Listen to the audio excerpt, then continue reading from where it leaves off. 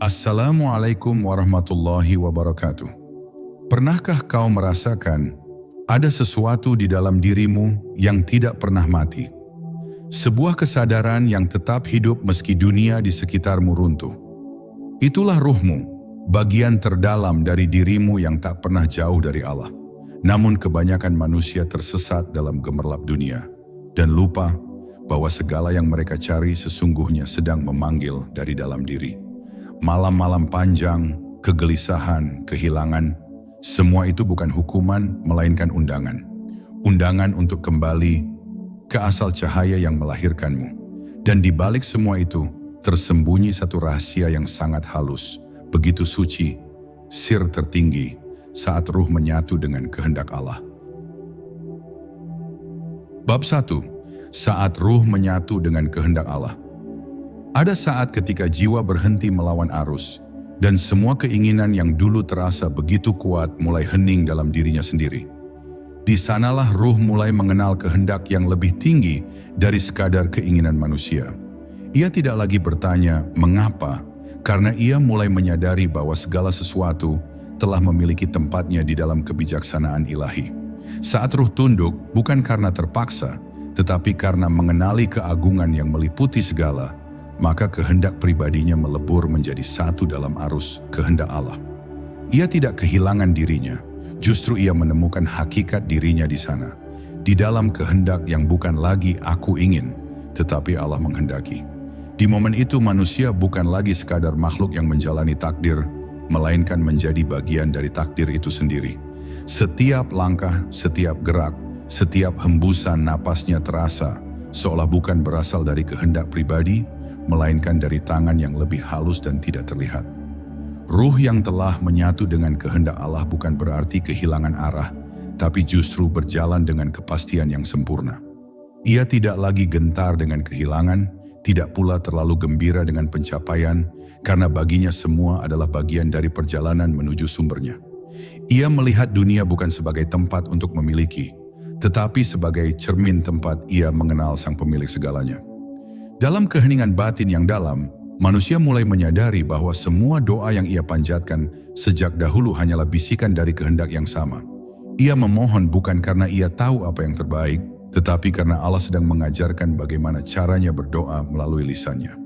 Ia berharap bukan karena ia ingin mengatur hidupnya, tetapi karena Allah ingin memperlihatkan bahwa harapan sejati adalah bersandar padanya. Di titik ini, antara doa dan takdir tidak lagi terpisah. Yang berdoa dan yang mengabulkan menjadi satu dalam kesadaran yang sama. Kesadaran bahwa tidak ada daya dan upaya, kecuali dengan izinnya. Menyatu dengan kehendak Allah bukan berarti berhenti berbuat. Justru, dari sanalah lahir perbuatan yang paling murni. Perbuatan yang tidak lagi didorong oleh ego, ambisi atau ketakutan. Ia melakukan bukan untuk hasil, tetapi karena ia menjadi saluran dari kehendak yang lebih besar. Ia bekerja dengan tenang, mencintai dengan ikhlas, memberi tanpa menuntut balasan, karena semua itu bukan lagi dirinya yang bertindak, tetapi Allah yang bertindak melalui dirinya. Dan di situ keikhlasan menjadi bukan lagi ajaran, melainkan keadaan alami dari ruh yang telah pasrah total. Begitulah rahasia tertinggi itu bekerja. Semakin ruh menyadari kebersatuannya dengan kehendak Allah, semakin ia hilang sebagai aku, namun semakin ia nyata dalam makna sejati keberadaan. Ia tidak lagi menentang, tidak lagi memaksa, tidak lagi berharap pada sesuatu yang di luarnya.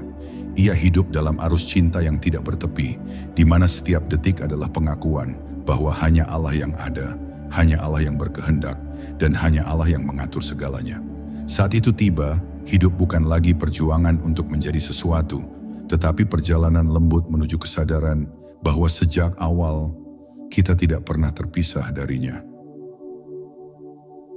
Bab 2. Ketika hati menjadi cermin kehendaknya. Ada saat di mana hati berhenti berdebat dengan takdir. Ia berhenti menuntut penjelasan atas luka, atas kehilangan, atas jalan yang terasa berat. Di saat itu hati mulai menjadi bening, seperti cermin yang tak lagi kotor oleh debu keluh dan prasangka. Ia hanya memantulkan apa yang Allah kehendaki untuk tampak di dalamnya. Ketika hati sudah tidak sibuk membandingkan dan menghakimi, maka yang tersisa hanyalah pantulan dari wajahnya sendiri. Segala rasa sakit menjadi pelajaran lembut, segala kegagalan menjadi perantara untuk mengenal kasih sayangnya yang tersembunyi. Hati yang bersih tidak lagi menolak apapun, sebab ia tahu setiap yang datang hanyalah perintah dari kekasih yang maha mengetahui apa yang terbaik bagi dirinya. Dalam perjalanan menuju kebeningan itu, manusia harus berani menelusuri ruang-ruang gelap dalam dirinya. Setiap kemarahan, setiap iri, setiap takut kehilangan adalah kabut yang menutupi cermin hatinya. Ia tidak harus membuangnya dengan paksaan, cukup disadari dan diterima agar cahayanya bisa menembus perlahan. Dan ketika cahaya itu datang, ia tidak meledak dengan kebahagiaan, tetapi menerangi dengan ketenangan. Ia mulai mengerti bahwa kebahagiaan sejati bukanlah ketika keinginannya terpenuhi, melainkan ketika kehendak Allah dirasakan sebagai bagian dari dirinya sendiri. Disitulah hati menjadi saksi dari gerak takdir yang indah, meski dari luar tampak seperti cobaan. Setiap insan yang menempuh jalan ini akan sampai pada titik di mana ia merasa sendirian, seolah semua telah menjauh darinya. Tapi justru di kesendirian itulah, ia mendengar suara halus yang tidak berbunyi, panggilan lembut dari dalam dirinya yang berkata, "Aku bersamamu." Itulah saat ketika hati mulai mengenali sumbernya. Tidak ada yang perlu dicari keluar, karena yang dicari telah lama bersemayam di dalam. Doa, zikir, dan air mata bukan lagi permintaan, melainkan percakapan antara hamba dan kekasihnya. Ia menangis bukan karena sedih, tapi karena terlalu dekat dengan cahaya yang membuatnya luluh. Ketika hati telah menjadi cermin yang jernih, maka ia tidak lagi menyimpan apapun untuk dirinya. Ia tidak menuntut cinta, sebab ia telah menjadi cinta itu sendiri. Ia tidak mencari penerimaan, sebab ia telah diterima sepenuhnya olehnya. Dalam setiap napas ia melihat tanda-tanda kehadiran Allah. Dalam hembusan angin, dalam tatapan manusia lain, dalam diam yang sunyi. Dan ketika dunia tampak keras, ia tetap lembut. Karena hatinya telah menemukan keseimbangan antara tunduk dan pasrah. Ia hidup bukan untuk mencari makna, tapi untuk menjadi makna itu sendiri. Dan pada akhirnya, hati yang menjadi cermin kehendak Allah akan menyadari satu rahasia besar, bahwa segala sesuatu yang ia alami bukanlah tentang dirinya, melainkan tentang bagaimana Allah memperlihatkan dirinya melalui dirinya. Maka hidupnya menjadi doa yang terus mengalir. Langkahnya menjadi ibadah tanpa batas, dan diamnya pun menjadi zikir yang tak terputus. Ia tidak lagi menunggu surga, sebab surga telah hidup di dalam hatinya, di tempat di mana kehendak Allah dan ketenangan menjadi satu, tanpa batas, tanpa jarak. Bab 3. Sunyi yang membuka pintu rahasia. Ada saat di mana seseorang berhenti berbicara, bukan karena tidak tahu harus berkata apa, tetapi karena ia mulai mendengar sesuatu yang lebih dalam dari sekadar kata. Dalam kesunyian itu, ia mulai merasakan bagaimana ruh berbicara tanpa suara, bagaimana Allah menyapa tanpa huruf, dan bagaimana cinta bisa hadir tanpa bentuk. Sunyi bukanlah kekosongan, melainkan ruang suci tempat hati dan Tuhan berjumpa tanpa perantara. Ketika manusia mampu berdiam dalam sunyi tanpa melarikan diri, maka tabir-tabir yang menutupi pandangannya mulai tersingkap satu persatu. Ia melihat kehidupan bukan lagi dari apa yang tampak, tapi dari rahasia yang tersembunyi di balik setiap kejadian. Kesunyian bukan untuk mereka yang ingin lari dari dunia, tapi untuk mereka yang ingin benar-benar hidup di dalamnya. Dalam sunyi, seseorang belajar mendengar isyarat ilahi di balik setiap peristiwa kecil. Daun yang gugur, hujan yang turun, bahkan kesedihan yang datang. Semuanya berbicara, semuanya menyampaikan pesan yang halus dari Sang Pencipta. Namun hanya hati yang tenang yang mampu menangkapnya. Saat ruh telah menyatu dengan kehendak Allah, kesunyian tidak lagi menakutkan. Ia menjadi teman yang menuntun, menjadi cermin yang memperlihatkan wajah diri yang sejati. Di sana, seseorang mulai mengenali siapa dirinya sebelum nama, sebelum peran, sebelum dunia mengenalnya. Banyak orang mencari Tuhan melalui kata-kata, tapi para kekasih sejati menemukannya dalam diam. Karena di dalam diam, tidak ada lagi jarak antara yang mencari dan yang dicari. Segala usaha berhenti dan yang tersisa hanyalah kehadiran. Di sanalah letak rahasia makrifat, bukan dalam banyak pengetahuan, tapi dalam keberanian untuk hening. Sunyi mengajari manusia tentang kehadiran Allah yang tidak pernah pergi, tentang cinta yang tidak perlu dibuktikan. Dalam diam, seseorang menyadari bahwa setiap detak jantung adalah panggilan lembut darinya. Kembalilah kepadaku. Dalam sunyi, air mata bukan lagi tanda kelemahan, tetapi penyucian. Ia membersihkan sisa-sisa ego yang masih bersembunyi di balik doa-doa. Setiap air mata menjadi saksi bahwa ada sesuatu di dalam diri yang sedang meleleh, sedang dilepaskan, sedang dimurnikan. Saat air mata berhenti, yang tersisa hanyalah kedamaian. Bukan kedamaian yang dibuat, tapi yang dianugerahkan. Itulah tanda bahwa ruh mulai mengenali irama kehendak Allah dan berdansa lembut di dalamnya.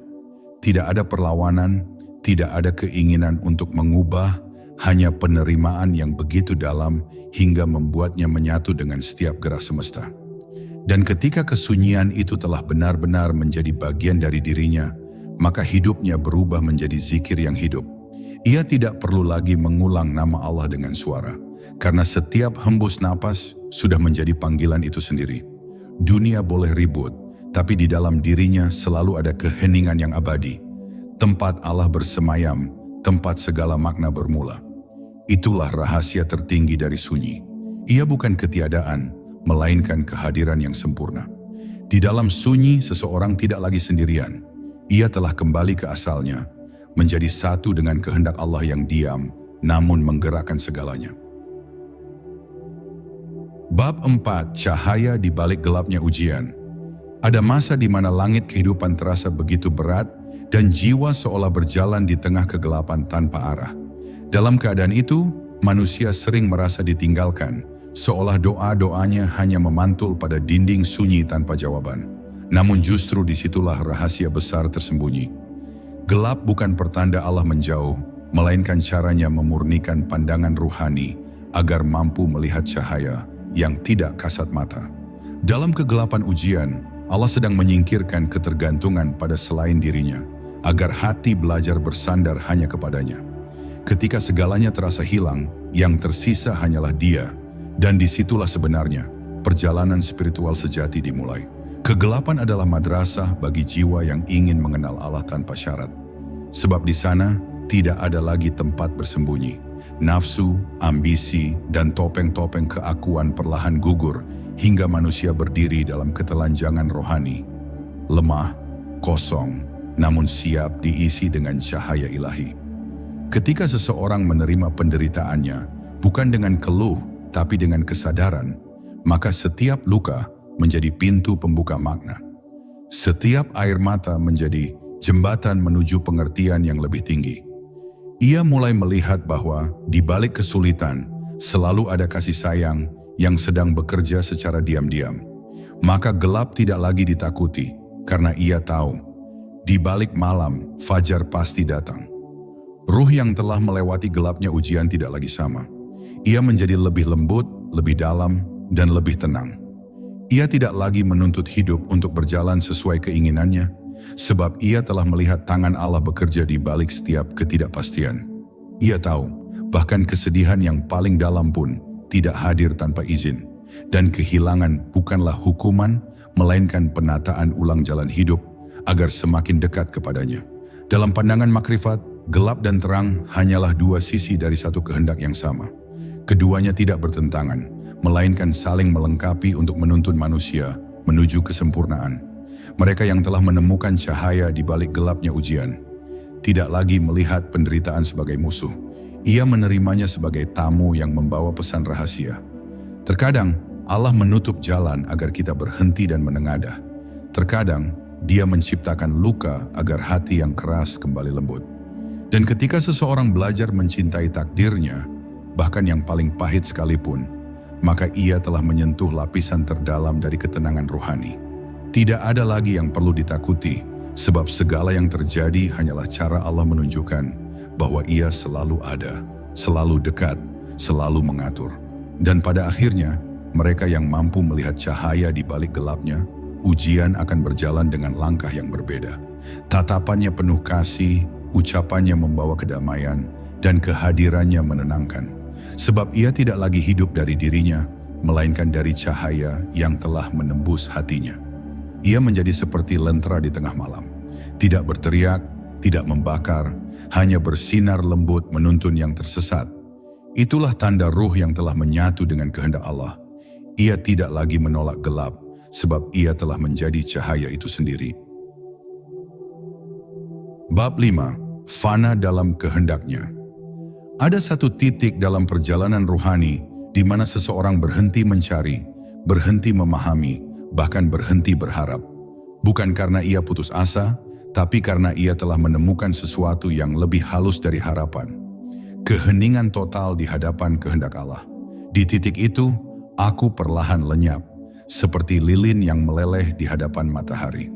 Semua rencana, keinginan, dan rasa kepemilikan mulai memudar, digantikan oleh satu kesadaran. Tidak ada sesuatu pun yang terjadi di luar kehendaknya.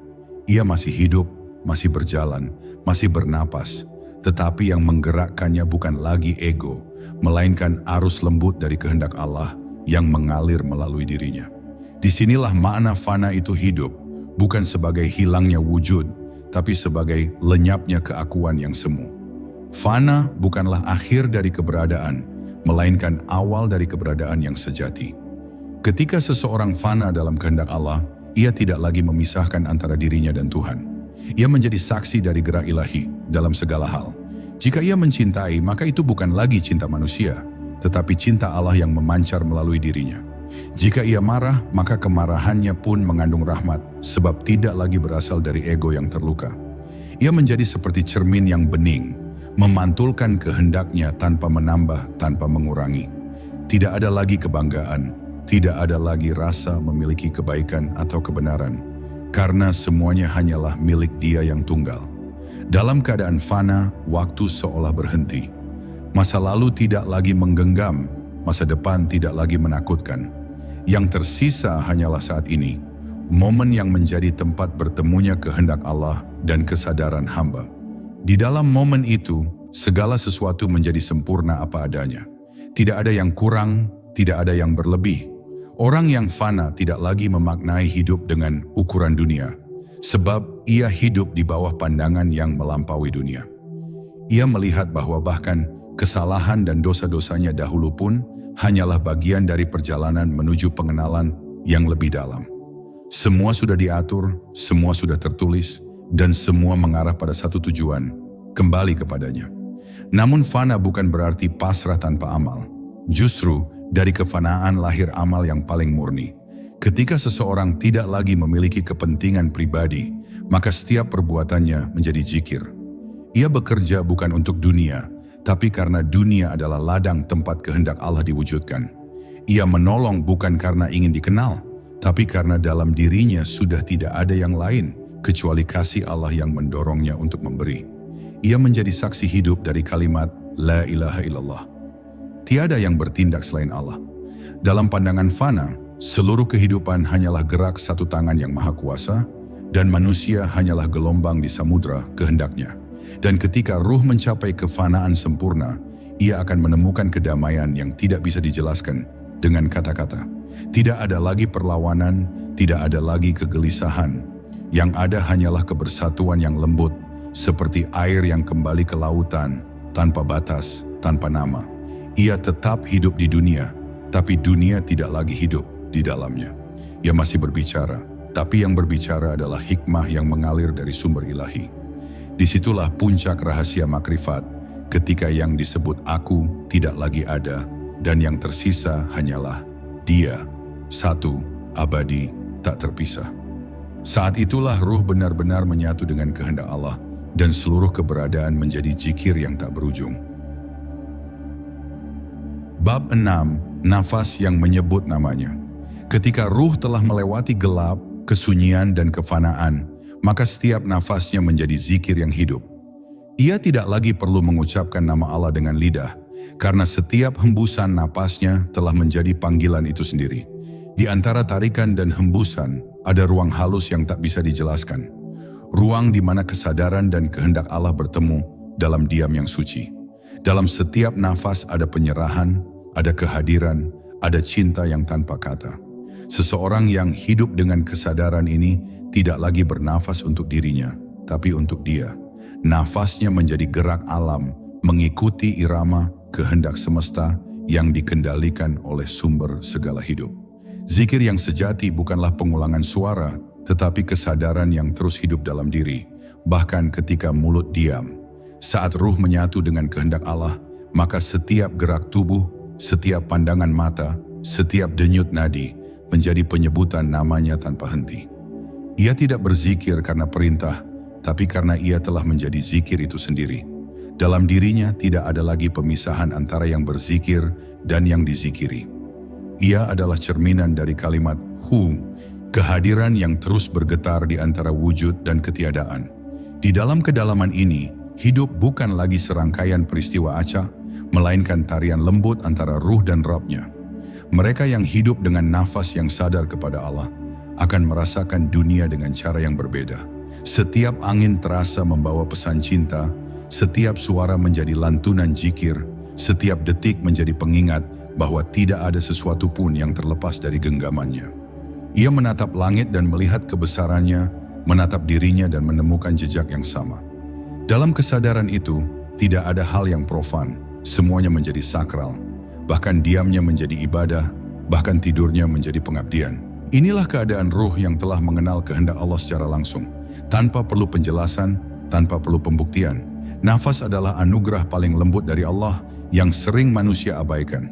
Ia adalah tali penghubung antara dunia jasad dan dunia ruh.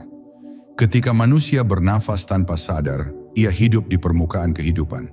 Tapi ketika ia mulai bernafas dengan kesadaran, ia menyelam ke kedalaman hakikat. Setiap tarikan menjadi penerimaan, setiap hembusan menjadi penyerahan. Dan di tengah dua gerak itu, ada kehampaan yang suci, tempat di mana kehadiran Allah terasa paling nyata. Disitulah ruh menemukan rumahnya, tempat ia tidak lagi mencari, karena yang dicari telah selalu bersama setiap nafasnya. Dan ketika seseorang telah hidup dalam kesadaran nafas ini, dunia tidak lagi mengikatnya. Ia bisa berada di keramaian tanpa kehilangan kedalaman, ia bisa bekerja tanpa kehilangan zikir. Nafasnya adalah zikir yang tidak pernah putus, detaknya adalah doa yang tidak pernah henti. Itulah tanda bahwa ruh telah menyatu sepenuhnya dengan kehendak Allah. Ia hidup bukan dari udara, tapi dari cinta yang menghidupkan udara itu sendiri. Maka selama ia bernafas, ia tidak akan pernah jauh dari Allah. Sebab setiap hembusan adalah bisikan lembut dari Sang Pencipta yang berkata, "Aku bersamamu dalam setiap nafasmu." Bab 7, Rahasia Cinta Ilahi. Ada cinta yang tidak datang dari dunia, tidak lahir dari pandangan mata atau sentuhan perasaan. Ia turun dari langit kesadaran, menembus hati yang telah dibersihkan dari segala selain Allah. Cinta ini tidak meminta apa-apa, tidak mencari balasan, bahkan tidak tahu kepada siapa ia harus diarahkan, sebab ia telah mengenali sumbernya. Ketika ruh menyatu dengan kehendak Allah, cinta menjadi bahasa yang paling dalam. Ia tidak lagi berupa kata atau perasaan, tapi keadaan. Cinta ilahi bukan sekadar rasa rindu kepada Tuhan, melainkan lenyapnya seluruh rasa kecuali Dia. Ia membakar ego, tapi menumbuhkan kedamaian. Ia menghapus keinginan, tapi menyalakan kehidupan. Inilah cinta yang tidak datang untuk dimiliki, tapi untuk mengembalikan manusia pada asalnya. Dalam cinta ilahi, yang mencintai dan yang dicintai menjadi satu. Tidak ada jarak antara keduanya, sebab cinta sejati adalah kesadaran bahwa segala cinta yang pernah dirasakan di dunia hanyalah bayangan dari cintanya. Orang yang telah disentuh oleh cinta ini tidak lagi mencari kebahagiaan dari manusia, karena kebahagiaannya telah menyatu dengan kehendak Sang Kekasih. Ia melihat penderitaan pun sebagai bentuk kasih yang tersembunyi, sebab ia tahu setiap luka adalah jendela agar cinta itu bisa masuk lebih dalam. Cinta ilahi tidak membuat seseorang buta, tapi justru membuka matanya terhadap keindahan yang tidak pernah pudar. Ia mencintai segala sesuatu bukan karena bentuknya, tapi karena melihat wajah Allah di balik segalanya. Ketika cinta ilahi mulai bersemi di dalam ruh, maka setiap tindakan menjadi ibadah. Menyapa, memberi, bahkan diam, semuanya menjadi wujud pengabdian. Ia tidak lagi mencintai karena keinginan, melainkan karena cinta itu sendiri telah menjadi dirinya. Ia menolong bukan karena kasihan, tapi karena melihat dirinya di dalam yang lain. Ia memaafkan bukan karena lemah, tapi karena ia telah melihat bagaimana Allah menutup aibnya tanpa batas. Dalam keadaan ini, hidup menjadi sangat lembut. Tidak ada lagi musuh, tidak ada lagi kebencian. Yang ada hanya cinta yang bekerja dalam berbagai bentuk, kadang dalam pelukan, kadang dalam perpisahan, kadang dalam diam yang penuh makna. Namun cinta ilahi bukanlah jalan yang ringan. Ia menuntut keberanian untuk kehilangan segalanya yang palsu. Karena untuk mencintai Allah sepenuhnya, seseorang harus rela kehilangan semua yang bukan dia. Itulah sebabnya, mereka yang benar-benar mencintai Allah akan diuji bukan untuk disakiti, tapi untuk disucikan. Diuji agar cintanya tidak lagi bercampur dengan pamrih, agar hatinya bersih dari kepentingan diri.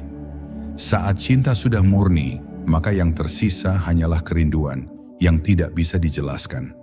Kerinduan yang tidak memiliki arah, karena sudah menemukan rumahnya di dalam kehendak Allah sendiri. Dan pada akhirnya, cinta ilahi membawa seseorang pada ketenangan yang tidak tergoyahkan. Ia hidup dengan hati yang lapang, menerima segala sesuatu dengan kelembutan yang sama, baik manis maupun pahit. Sebab bagi hati yang telah mengenal cinta ini, tidak ada perbedaan antara anugerah dan ujian. Keduanya adalah cara Allah mencintai. Ruh yang telah menyatu dengan kehendaknya menjadi seperti lautan, menerima semua yang datang, tapi tidak pernah berubah jernihnya. Ia mencintai karena itu fitrahnya, bukan karena alasan. Dan disitulah rahasia cinta ilahi terungkap. Ketika seluruh kehidupan menjadi satu kalimat yang hidup. Allah mencintai melalui diriku dan aku mencintai karena Dia. Bab 8. Diamnya wujud, bergeraknya rahasia. Ada saat ketika manusia berhenti merasa perlu menjelaskan apapun, ia tidak lagi sibuk meyakinkan dunia, karena hatinya telah yakin kepada yang tak terlihat. Diamnya bukan karena tidak tahu, tapi karena telah mengetahui terlalu dalam untuk diucapkan. Ruh yang telah menyatu dengan kehendak Allah tidak lagi memamerkan pengetahuannya, sebab ia tahu bahwa hakikat tidak dapat dijelaskan, hanya dapat dihadirkan. Dalam diamnya ada getar kehidupan yang halus, seperti angin yang tak terlihat namun menggerakkan daun, seperti cahaya yang tak bersuara tapi menghidupkan warna. Inilah diam yang bukan hampa, melainkan penuh dengan kehadirannya. Ketika seseorang telah mencapai kesadaran ini, tindakannya menjadi sederhana namun syarat makna. Ia tidak banyak berbicara, tapi setiap kata yang terucap membawa kesejukan. Ia tidak menuntut dihormati, tapi siapapun yang mendekat kepadanya merasa tentram. Itulah tanda bahwa rahasia ilahi telah berdiam di dalam dirinya. Ia menjadi saluran di mana kehendak Allah mengalir tanpa gangguan ego. Ia hidup dalam dunia, namun tidak tersentuh oleh hiruk-pikuknya. Ia berjalan di bumi, namun jiwanya melayang dalam keheningan langit. Diamnya bukan keterpaksaan, melainkan bentuk tertinggi dari kesadaran bahwa tidak ada lagi yang perlu ditambahkan pada kesempurnaan ciptaan Allah. Ruh yang telah mengenal diam sejati akan memahami bahwa kehidupan ini selalu bergerak, namun di balik semua gerak itu ada wujud yang tidak pernah berubah. Gerak adalah bayangan, sedangkan wujud adalah sumbernya. Ketika seseorang melihat gerak tanpa lupa kepada wujud, maka ia melihat Allah dalam setiap detik keberadaan. Ia melihat tangannya dalam pekerjaan manusia, kehendaknya dalam takdir, kasihnya dalam setiap pertemuan dan perpisahan. Maka hidupnya menjadi saksi dari kalimat kullu syai'in halikun illa wajhah. Segala sesuatu akan sirna kecuali wajahnya. Di dalam diam itu ia menyaksikan gerak rahasia yang tidak pernah berhenti. Allah yang terus memperkenalkan dirinya melalui segala sesuatu. Diam yang sejati bukan berarti berhenti berbuat, tapi berhenti menentang. Ia masih bergerak, masih bekerja, masih berbagi, tapi tanpa kebisingan batin. Ia tidak lagi bertanya, mengapa ini terjadi? Karena ia tahu, setiap kejadian adalah bagian dari tarian ilahi yang sempurna. Ia tidak lagi terburu-buru mengejar hasil, sebab ia sudah menyaksikan bahwa hasil pun adalah kehendak yang telah ditentukan. Dalam diamnya, ia menyaksikan Allah bekerja melalui dirinya dan melalui segala yang ada. Ia tidak lagi terpisah, tidak lagi menjadi penonton, tetapi menjadi bagian dari simfoni itu sendiri. Senyap tapi penuh makna, dan pada akhirnya Diam menjadi puncak dari semua perjalanan ruhani. Sebab di dalam diam, tidak ada lagi doa, tidak ada lagi permintaan, tidak ada lagi pencarian. Yang ada hanyalah penyaksian. Seseorang yang telah mencapai diam sejati hidup dalam kesadaran yang selalu hadir. Setiap detik baginya adalah kebersamaan dengan Allah. Ia tidak menunggu tanda, karena seluruh semesta telah menjadi tanda itu sendiri.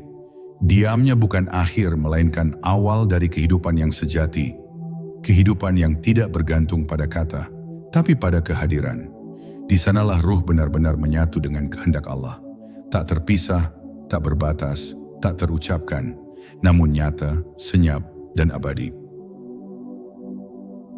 Bab 9. Kembali ke titik asal.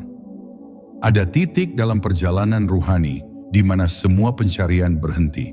Bukan karena tujuan telah dicapai, tetapi karena pencari menyadari bahwa ia tak pernah benar-benar pergi dari sumbernya. Semua perjalanan batin, segala zikir dan tafakur, segala tangis dan harap, ternyata hanyalah lingkaran yang membawa dirinya kembali ke titik awal, ke keadaan suci yang telah Allah titipkan sejak ia ditiupkan ke dalam rahim. Di sanalah ruh menemukan ketenangan yang tak terguncang oleh dunia. Ia menyadari bahwa semua pengalaman, baik manis maupun getir, hanyalah cara Allah mengantarnya pulang. Maka ketika ruh kembali ke titik asalnya, ia tidak merasa menang, tidak pula merasa kalah. Ia hanya tersenyum dalam diam, sebab ia tahu, dari awal hingga akhir, semuanya adalah perjalanan di dalam dirinya. Ruh yang telah kembali ke titik asal memandang kehidupan dengan pandangan yang jernih. Ia tidak lagi melihat perbedaan antara naik dan turun, antara diberi dan diambil. Semua itu hanyalah gelombang yang menari di atas samudra yang sama. Ia tidak lagi menyebut dirinya sebagai aku, karena kata itu terlalu sempit untuk menampung keluasan kesadarannya. Dalam dirinya hanya tersisa rasa hadir, hadir bersama Allah, hadir di dalam Allah. Ia tidak lagi mencari tanda-tanda, karena tanda itu telah menjadi dirinya. Ia tidak lagi menunggu jawaban, sebab ia telah menjadi jawaban itu sendiri. Kembali ke titik asal bukan berarti mundur, tapi pulang ke kesadaran awal yang murni, tempat segala kehendak hanyalah kehendak Allah semata. Dalam keadaan itu, dunia tampak seperti bayangan yang indah. Ia masih bisa mencintai, tersenyum, menangis, dan berinteraksi seperti manusia lain, tapi hatinya tetap diam dalam keabadian. Ia hidup seolah di dua dunia sekaligus. Di bumi ia berjalan, di langit ia menetap. Setiap langkahnya adalah zikir, setiap ucapannya adalah doa, setiap tatapannya adalah kasih. Orang yang melihatnya mungkin menganggap ia manusia biasa, namun di balik ketenangannya mengalir samudra kesadaran yang luas. Ia tidak lagi dikuasai oleh masa lalu atau masa depan, sebab ia hidup di hadirat Allah yang selalu sekarang. Itulah keindahan tertinggi dari kepulangan, ketika waktu kehilangan maknanya dan hanya kehadiran Allah yang tersisa. Mereka yang sampai pada titik ini tidak lagi merasa memiliki kehidupan, sebab mereka telah menjadi kehidupan itu sendiri. Nafasnya menjadi bagian dari irama alam, jantungnya berdetak seirama dengan kehendak langit. Ia tidak mengatur, tapi teratur. Ia tidak berusaha, tapi segalanya berjalan. Dalam dirinya tidak ada lagi pertentangan, hanya kesatuan yang lembut. Ia tidak memisahkan antara ibadah dan dunia, antara sakral dan biasa, karena ia melihat semua berasal dari satu sumber yang sama. Ia telah kembali, bukan ke tempat, tapi ke keadaan. Keadaan di mana Allah adalah segala yang ada, dan dirinya hanyalah cermin tempat Allah menampakkan diri. Dan ketika ruh telah benar-benar kembali ke titik asal, ia akan memahami satu rahasia terakhir, bahwa semua perjalanan bukanlah tentang menemukan Allah, melainkan tentang mengenali bahwa sejak awal tidak pernah ada jarak antara dirinya dan dia. Ia akan tersenyum dalam hening, menyadari betapa panjang jalan yang ia tempuh hanya untuk menemukan bahwa Allah selalu bersamanya. Di setiap helaan nafas, di setiap getar hati, di setiap detik keberadaan. Maka berakhirlah pencarian, bukan dengan ledakan pengetahuan, tetapi dengan kelembutan kesadaran. Ruh pun beristirahat di pangkuan kehendak Allah, diam, tenang, dan abadi di dalam pelukan asalnya. Bab 10. Sir tertinggi ketika ruh menyatu dengan kehendak Allah. Ada rahasia yang tak bisa dijelaskan dengan kata, hanya bisa dirasakan oleh jiwa yang telah melebur dalam cahayanya. Sir tertinggi itu bukan tentang melihat sesuatu yang luar biasa, bukan pula tentang memperoleh kekuatan gaib atau mukjizat, melainkan tentang lenyapnya kehendak diri dalam lautan kehendak Allah. Saat itu, segala sesuatu terjadi bukan karena keinginan pribadi, melainkan karena Allah menghendaki melalui dirinya. Ia tidak lagi berkata, "Aku ingin," sebab yang tersisa hanyalah Allah berkehendak. Inilah puncak perjalanan ruhani, ketika manusia menjadi alat bagi kehendak ilahi, tanpa ambisi, tanpa pamrih, tanpa rasa memiliki. Ia seperti angin yang berembus karena diperintah, seperti cahaya yang bersinar karena dititahkan. Tidak ada lagi jarak antara yang diperintah dan yang memerintah. Keduanya menyatu dalam kehendak yang satu. Dalam keadaan ini, rahasia kehidupan terungkap dengan lembut. Dunia tidak lagi tampak sebagai tempat ujian atau penderitaan, melainkan sebagai cermin dari kasih Allah yang tiada bertepi. Apapun yang datang, baik kesedihan, kehilangan, atau kebahagiaan, semuanya diterima dengan keheningan yang dalam, sebab ia tahu tidak ada satupun yang keluar dari izin Allah. Bahkan ketika ia menangis, air matanya bukan penolakan, melainkan bentuk kepasrahan yang suci. Ia tidak menentang takdir, karena ia telah menjadi bagian dari takdir itu sendiri. Ia tidak lagi berdoa agar sesuatu berubah, melainkan agar ia senantiasa menjadi saluran bagi kehendaknya yang suci. Inilah saat di mana doa dan jawaban melebur menjadi satu napas yang sama. Ruh yang telah menyatu dengan kehendak Allah memancarkan cahaya yang tidak bisa disembunyikan. Ia tidak perlu berbicara tentang makrifat, sebab kehadirannya sendiri menjadi pelajaran. Orang yang dekat dengannya merasakan kedamaian tanpa tahu mengapa. Ia tidak memerintah, tapi alam seakan tunduk padanya, bukan karena kekuasaan, melainkan karena keselarasan. Ia menjadi seperti matahari, tak pernah meminta untuk disembah, tapi memberi kehidupan bagi segala yang disentuh cahayanya. Ruh yang demikian tak lagi membutuhkan pengakuan, sebab pengakuan itu telah lenyap bersama keakuannya. Ia menjadi tempat Allah memantulkan kemuliaannya, menjadi saluran bagi kasih dan kebijaksanaannya yang tiada akhir. Namun, penyatuan ini bukan berarti ia menjadi Tuhan, sebab tiada makhluk yang dapat menyamai Sang Pencipta. Ia hanya menjadi kosong dari dirinya sendiri sehingga Allah memenuhi kekosongan itu dengan kehendaknya. Seperti gelombang yang menyatu kembali dengan samudra, ia tetap ada, namun tidak terpisah. Ia hidup di dunia tapi tidak tertarik olehnya, berjalan di bumi tapi hatinya di langit. Ia makan, tidur, tertawa dan berbicara, namun semuanya mengalir dari sumber yang satu. Dalam dirinya tidak ada lagi aku dan engkau, yang tersisa hanya Dia. Itulah sir tertinggi yang tidak dapat dijelaskan oleh akal, hanya dapat disingkap oleh hati yang telah benar-benar tunduk. Dan di akhir segalanya, ruh itu hanya berbisik dalam hening, tiada daya dan upaya kecuali dengan kehendak-Mu ya Allah.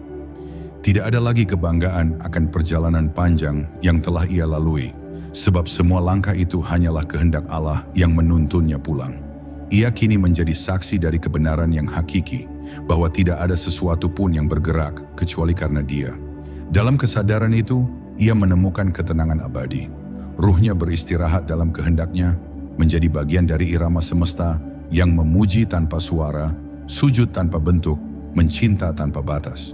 Itulah sir tertinggi, ketika manusia berhenti menjadi sesuatu dan kembali menjadi tiada, agar Allah lah yang menjadi segalanya di dalam dirinya. Pada akhirnya, semua perjalanan batin akan bermuara pada satu kesadaran, bahwa tiada daya, tiada kehendak, tiada kehidupan, selain karena Allah. Ketika kau sampai di titik itu, tak ada lagi aku yang tersisa, hanya Dia yang selalu ada. Diamlah sejenak dan biarkan ruhmu mendengar panggilan itu. Kau sedang pulang, bukan ke tempat, tapi ke asalmu, kehendak Allah sendiri.